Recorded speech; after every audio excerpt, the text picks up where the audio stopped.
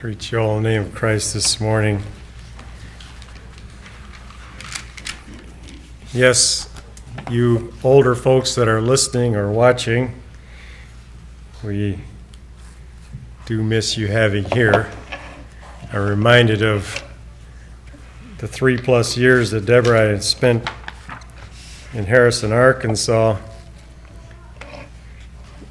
The oldest church people were Willie and Edna, and they were in their lower 50s, like 50 to 52, 3.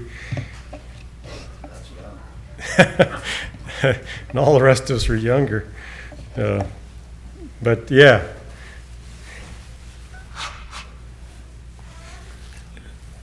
And I do appreciate having an audience to preach to this morning instead of just Dave and Tyler back there. I prefer this. Well, it is Mother's Day, and I have over the years preached a few Mother's Day messages. 2 years ago, I preached a message entitled Woman by Design.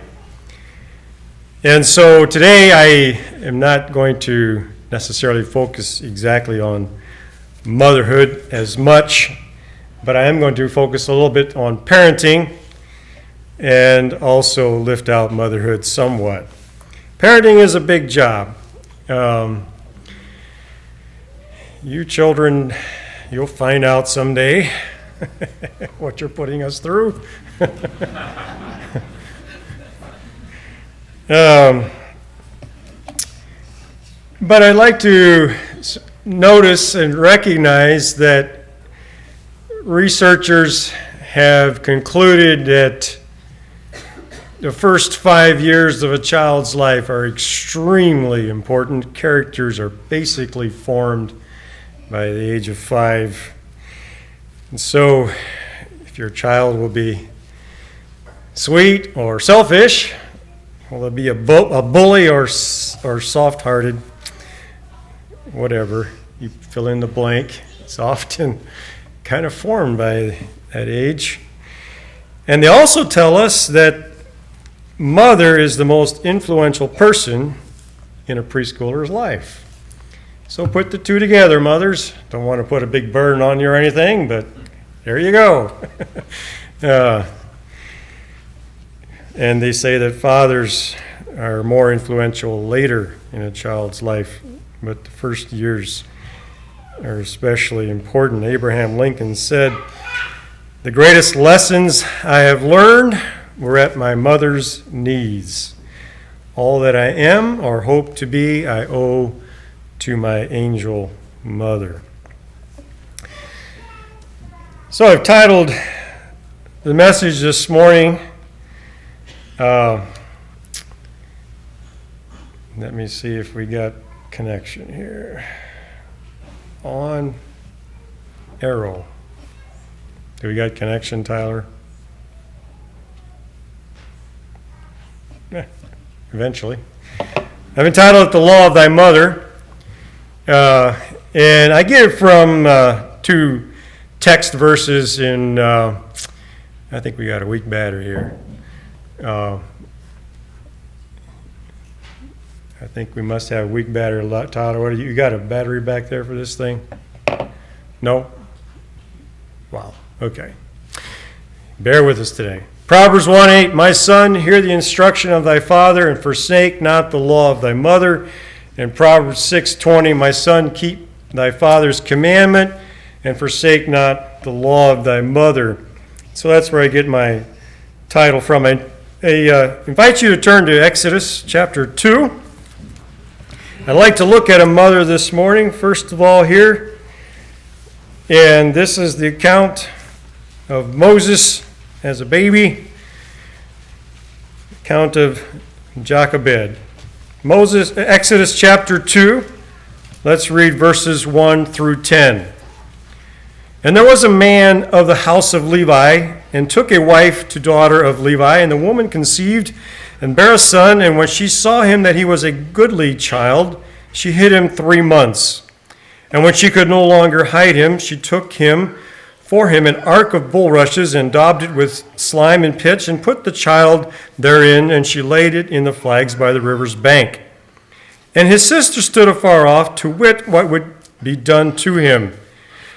And the daughter of Pharaoh came down to wash herself in the river, and her maidens walked along by the river's side. And when she saw the ark among the flags, she sent her maid to fetch it. And when she had opened it, she saw the child, and behold, the babe wept. And she had compassion on him, and said, This is one of the Hebrew children. Then said his sister to Pharaoh's daughter, Shall I go and call to thee a nurse of the Hebrew women, that she may nurse the child for thee? And Pharaoh's daughter said to her, Go.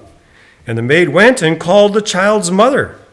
And Pharaoh's daughter said unto her, Take this child away and nurse it for me, and I will give thee thy wages. And the woman took the child and nursed it. And the child grew, and she brought him unto Pharaoh's daughter, and he became her son, and she called his name Moses. And she said, Because I drew him out of the water.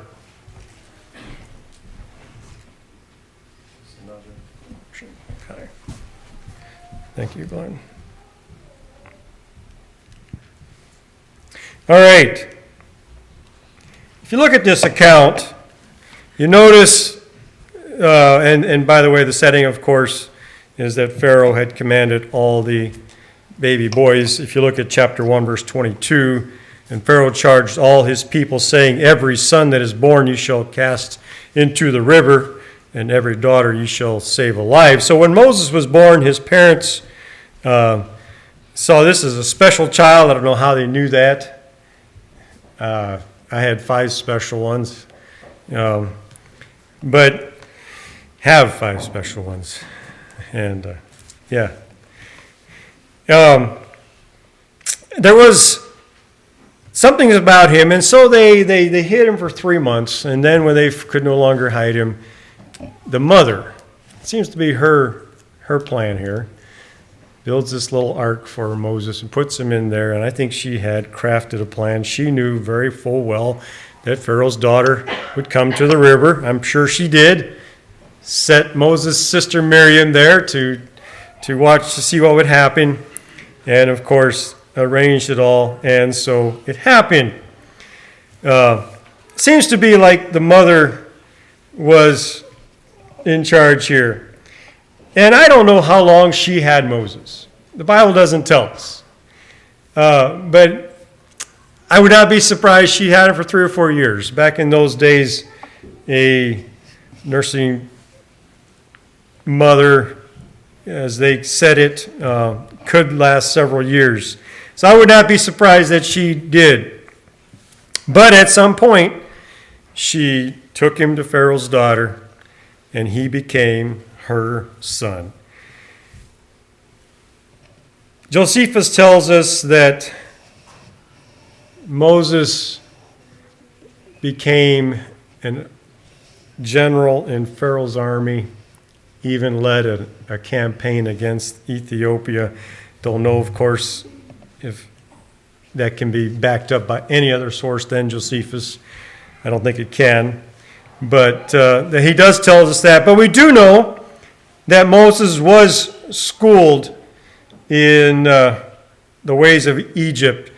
If we go to this account in Acts, this is Stephen the martyr speaking when he's on trial. Acts 7:18-22. Then another king who knew nothing about Joseph became ruler of Egypt. He dealt treacherously with our people, and oppressed our forefathers by forcing them to throw out their newborn babies so that they would die. At that time Moses was born. He was no ordinary child. For 3 months he was cared for in his father's house.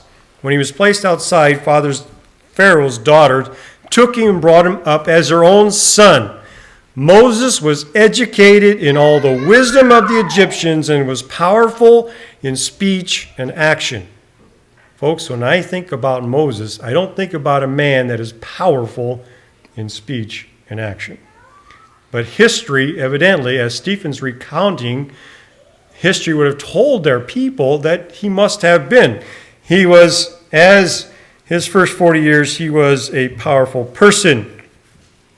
And Egypt was known for his scholarship. Historians tell us that the first known alphabet was indeed produced by the Egyptians already about 2,000 years before Christ, which is 500 years before Moses. They were scholarly people, educated people. Their writings, the most ancient writings are Egyptian writings that we have today. They were culturally elite. And they might have been military powerful, I'm not sure, but we do know, of course, that the 10 plagues took care of that. Also, if you are still in Exodus 2, if you go to verse 16 in Exodus 2, you have the account of when Moses fled, and he meets up with the priest. Now, the priest of Midian had 7 daughters, and they came and drew water and filled the troughs to water their father's flock. And the shepherds came and drove them away, but Moses stood up and helped them and watered their flock. And when they came to Reuel, their father, he said, "How is it you are come in so soon today?" And they said, "An Egyptian delivered us out of the hand of the shepherds, and also drew water enough for us and watered the flock." And he said unto his daughters, "And where is he? And why is it that ye have left the man? Call him that he may eat bread." And so Moses was culturally an Egyptian. He looked like an Egyptian. He did not look like a Hebrew. He looked like an Egyptian. And the priest of Midian, or the priest, or known as perhaps the ruler. There's another word. I can't come up with it right now. The prince of Midian might be a better way to say it. His daughters recognized him as an Egyptian. But in his heart, Moses became a Hebrew, or he was a Hebrew. And I'd like for you to think of this picture. You think of Moses on his mother's knees as a young child, and then being educated in a pagan, worshiping, heathen household and culture. Mothers, if you knew you had your child till the age of 4, and then that child was going to go into a heathen culture and home, you think you'd pull out all the stops? Sure you would. And I'm thinking Jochebed did it. And I'm thinking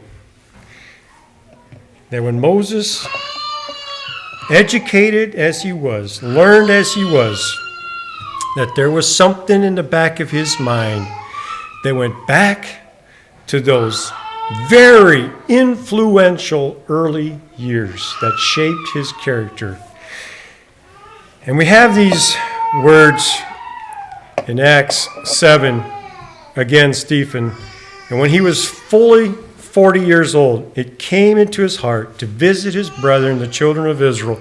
And seeing one of them suffer wrong, he defended him and avenged him that he was oppressed, and smote the Egyptian. Hebrews 11 tells us this: by faith Moses, when he was come to years, refused to be called the son of Pharaoh's daughter, choosing rather to suffer affliction with the people of God than to enjoy the pleasures of sin for a season, esteeming the reproach of Christ greater riches than the treasures of Egypt, for he had respect unto the recompense of the reward.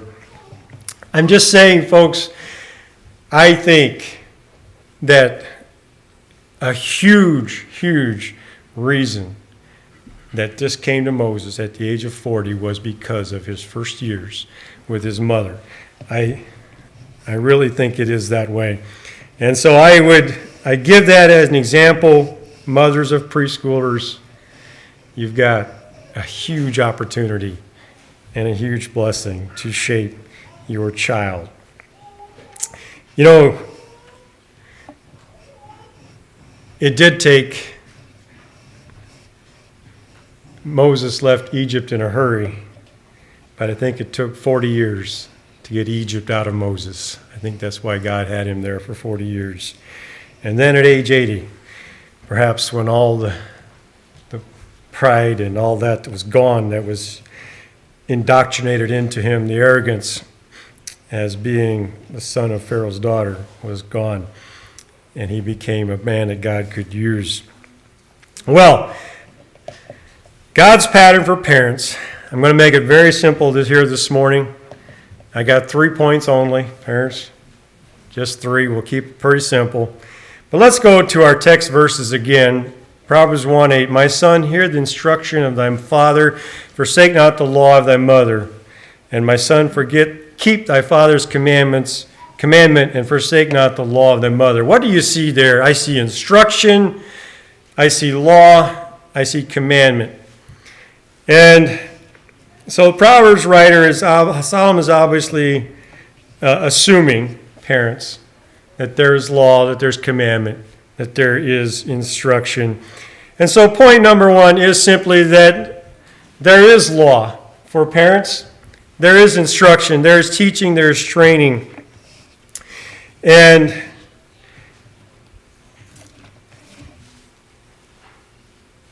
it's just this simple. It's a fact of life. You raise children without law, you'll probably raise lawless children. It's a fact of life. That children need to learn the word no. Are you listening, children?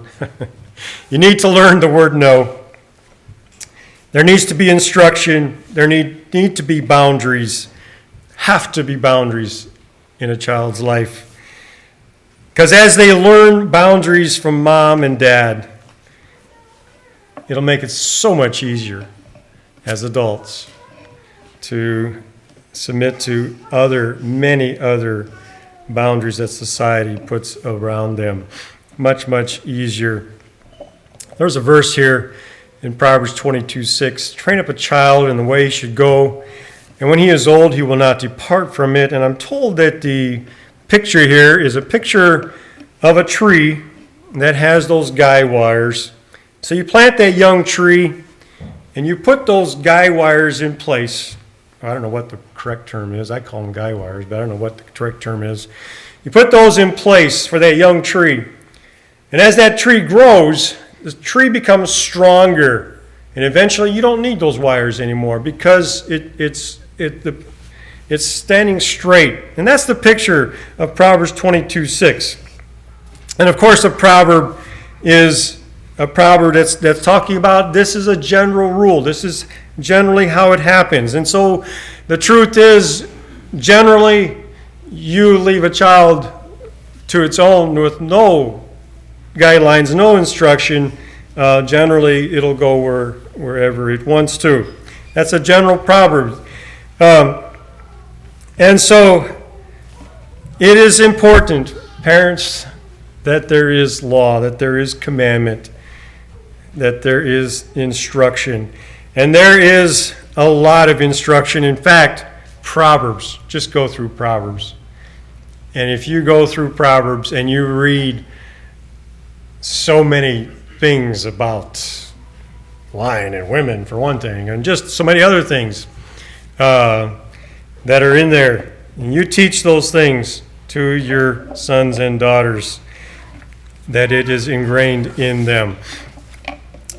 Ephesians 6:1-3. Children, obey your parents in the Lord, for this is right. Honor thy father and mother, which is the first command with promise, that it may be well with thee, and thou mayest live long on the earth. What I want you to notice here, children and parents, is that this is a very positive command. Very positive. We look at obedience and honoring as negative at times. Absolutely not. That it may be well with thee, that thou mayest live long on earth. Very, very positive command. Deuteronomy 11:19, and you shall teach them, your children, this is talking about the God's commandments, speaking to them when thou sittest in thine house, and when thou walkest by the way, when thou liest down, and when thou risest up. And yes, parents, the best, by far the best teaching and training is by example. Yes, your words are important, but by example. The way you live your life will teach a lot. Secondly, Point number 2 is discipline. So there's law and there is discipline. We go back to the garden when Adam and Eve disobeyed. There were consequences. And I'd like for you to think about it in this way, parents. It's not punishment. It's consequences. God didn't send them out of the garden as punishment, but as consequences for their choices. And that is discipline. And when you view it that way, that a positive action has positive consequences, a negative action has negative consequences. So again, Proverbs 13:24, he that spareth his rod hateth his son, but he that loveth him chasten him at times. 22:15, foolishness is bound in the heart of a child, but the rod of correction shall drive it far from him.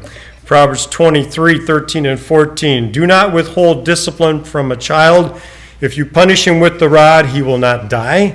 Punish him with the rod and save his soul from death. Proverbs 19:15 and 17, the rod of reproof giveth wisdom, but a child left to himself bringeth his mother to shame. 17, correct thy son, and he shall give thee rest. Yea, he shall give delight unto thy soul. So again, discipline is a positive thing, should be a positive thing. And I realize that in today's culture, spanking is not politically correct. And I would just take you to what God's word says. Your son won't die. He'll be fine. Somehow God made our anatomy with a perfect spot that it burns, but it doesn't hurt, okay? Doesn't injure, I should say. It hurts, but it doesn't injure. And I'd like to ask God if he made it that way on purpose, but anyhow.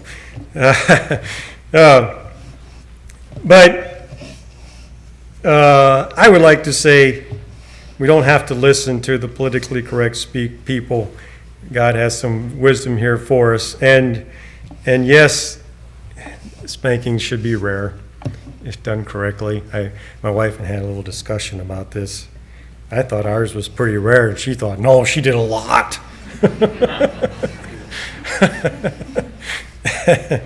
So I don't remember. But I was blessed when we asked our children. They don't remember that many. They were young. But yes. And of course, there are other measures of discipline. Absolutely, timeout has its place, and taking away privileges has their place. Absolutely. There are different ways of discipline. But I think it was John MacArthur. I heard him say this, that he thinks he only spanked his child one time for lying, because when he got done spanking him for lying, they decided they will not lie again to him. That sounds pretty good. I don't know if that was quite my case. All right. But this is true for all aspects of life. Hebrews 12:9 and 11, moreover, we have had human fathers who disciplined us, and we respected them for it. How much more should we submit to the Father of our spirits and live? Our fathers disciplined us for a little while as they thought best, but God disciplines us for our good, that we may share in his holiness. No discipline seems pleasant at the time, but painful. Later on, however, it produces a harvest of righteousness and peace for those who have been trained by it. And of course, this is talking about spiritual discipline for us as adults, but it's certainly, you can have certainly applied this to discipline of a child, that it will produce a harvest, a positive harvest. And this verse from Proverbs 3:12, for whom the Lord loveth, he correcteth, even as a father, the son in whom he delighteth. So discipline should be viewed as correction, as training, as guidance. It's an extension of the laws that you have set for your household. So point number 3 is love. 3 points: law, discipline, and love. And of course, there are many, many more points, but I want to keep it simple here this morning. and simply give us these. Ephesians 6:4, and you fathers provoke not your children to wrath, but bring them up in the nurture and admonition of the Lord. NIV says it this way, fathers, do not exasperate your children. Instead, bring them up in the training and instruction of the Lord. Similarly, in Colossians 3:21, fathers, provoke not your children to anger, lest they be discouraged. NIV, fathers, do not embitter your children, or they will be discouraged. Again, we see the first point here about instruction, but I also see the third point in here, in that fathers, in your child training, it needs to be with love. If it's not, you will exasperate your children. You will provoke your children to anger. Because when we discipline in anger, and I would say to my shame that I think I did, and that you should never discipline in anger. If you are angry, give yourself a timeout first before you do your discipline. But if you do so, or if you set unreasonable standards for your children, you can exasperate them. Or if you are inconsistent, by your own example, you expect this from your child, but you don't do that. Those types of things. You can exasperate, you can embitter your children. And I think that comes from a lack of genuine love. And interestingly enough, the Apostle Paul thought it necessary to tell mothers that they teach the young women, this is older women, to be sober, to love their husbands, to love their children. Now, there is certainly an aspect of loving your child that is absolutely automatic.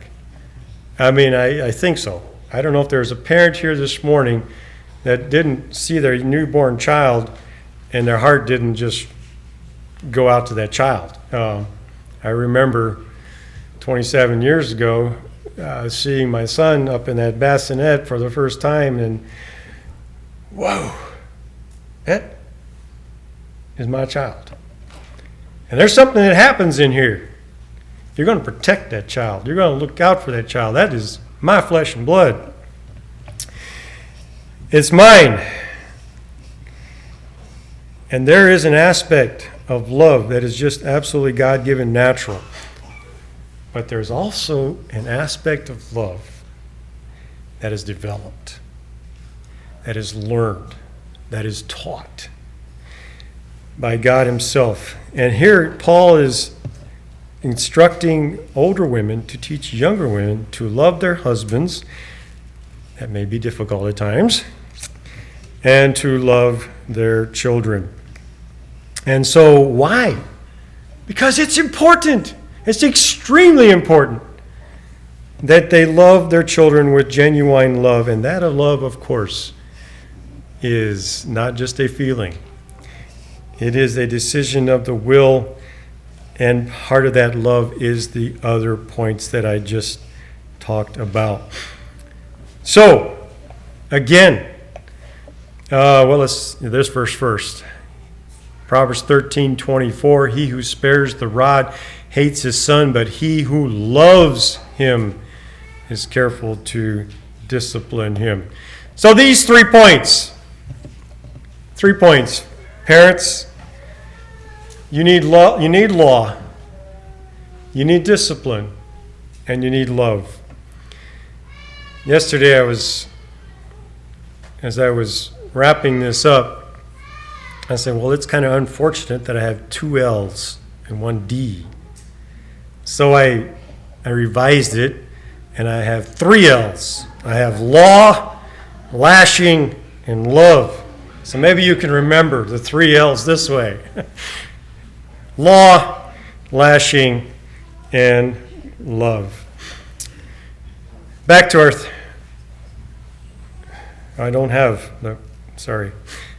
Wrap up with these quotes. These quotes about mother. The mother's heart is the child's schoolroom, Henry Ward Beecher. Mothers possess a power beyond that of a king on his throne, Mabel Hale. And no man is poor who has a godly mother Abraham Lincoln. Mothers, you have a big job. Fathers, you have a big job. But as we heard in the devotional and other comments, God is with us, regardless of the job that God calls us to. He's with us, He will instruct us, and He will guide us. And we can go in His strength. Let's pray. Father God, at the close of this service, we thank you for your instructions in your word. Thank you that we have it and we can read it. And most of all, we would pray for the strength and the wisdom to follow your word.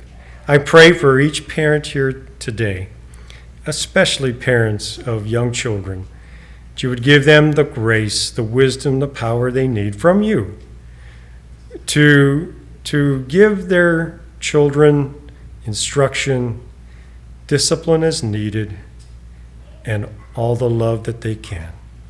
Would you bless them in that? Guide us as we go from here. We bless your name. Amen. All right.